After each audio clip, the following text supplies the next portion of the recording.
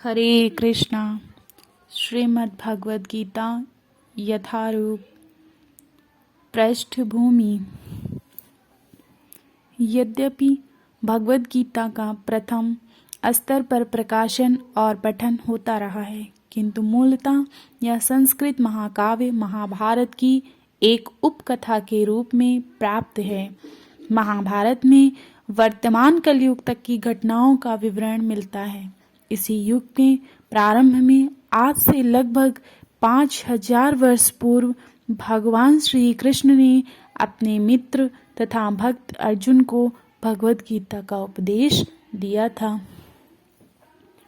उनकी यह वार्ता, जो मानो इतिहास की सबसे महान दार्शनिक तथा धार्मिक वार्ताओं में से एक है, उस महायुद्ध के शुभारंभ के पूर्व जो धृतराष्ट्र के 100 पुत्रों तथा उनके चचेरे भाई पांडवों या पांडुपुत्र के मध्य होने वाला एक भ्रातृघातक संघर्ष था। धृतराष्ट्र तथा पांडु भाई भाई थे, जिनका जन्म कुरु वंश में हुआ था और वे राजा भरत के वंशज थे, जिनके नाम पर ही महाभारत नाम पड़ा। चूंकि बड़ा भाई धृतराष्ट्र जन्म से अंधा था, अतएव राज सिंहासन उसे ना मिलकर उसके छोटे भाई पांडु को मिला। पांडु की मृत्यु अल्पायु में हो गई, अतएव उसके 5 पुत्र युधिष्ठिर, भीम, अर्जुन, नकुल तथा सहदेव धृतराष्ट्र की देखरेख में रख दिए गए, क्योंकि उसे कुछ काल के लिए राजा बना दिया गया था। इस तरह धृतराष्ट्र तथा पांडु के पुत्र एक ही राजमहल में बड़े हुए। दोनों को ही गुरु द्रोण द्वारा सैन्य कला का प्रशिक्षण दिया गया और पूज्य भीष्म पितामह उनके परामर्शदाता थे। तथापि धृतराष्ट्र के पुत्र, विशेषतः सबसे बड़ा पुत्र दुर्योधन, पांडव से घृणा और ईर्ष्या करता था। अंधा तथा दुर्बल हृदय धृतराष्ट्र पांडु पुत्रों के स्थान पर अपने पुत्रों को राज्य का उत्तराधिकारी बनाना चाहता था। इस तरह धृतराष्ट्र की सहमति से दुर्योधन ने पांडु के पुत्रों की हत्या करने का षड्यंत्र रचा।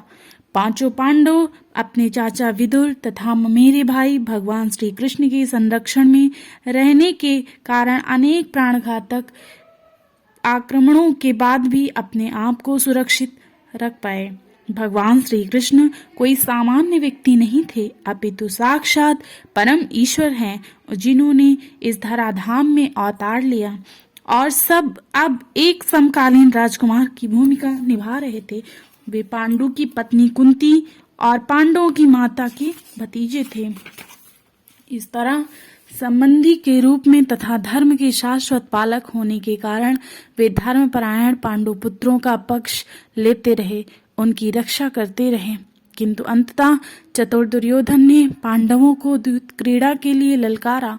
उस निर्णायक स्पर्धा में दुर्योधन तथा उसके भाइयों ने पांडवों की सती पत्नी द्रौपदी पर अधिकार प्राप्त कर लिया और फिर उसे राजाओं तथा राजकुमारों की सभा के मध्य निर्वस्त्र करने का प्रयास किया।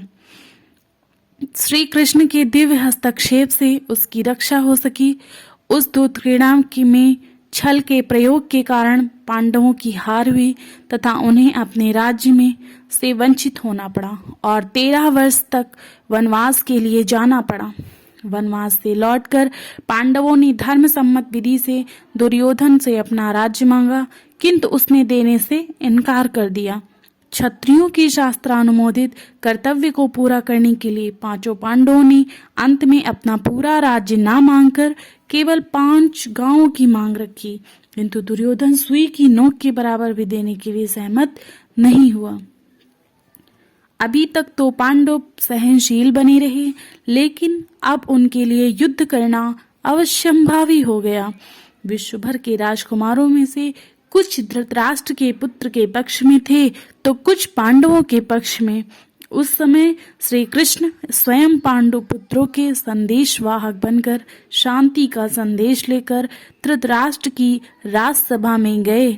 जब उनकी याचना अस्वीकृत हुई तो युद्ध निश्चित था। अत्यंत सच्चरित्र पांडवों ने श्री कृष्ण को पूर्ण पुरुषोत्तम भगवान के रूप में पहचान लिया था। किंतु धृतराष्ट्र के दुष्ट पुत्र उन्हें नहीं पहचान पाए थे। फिर भी श्री कृष्ण ने विपक्षियों की इच्छा अनुसार ही युद्ध में सम्मिलित होने का प्रस्ताव रखा।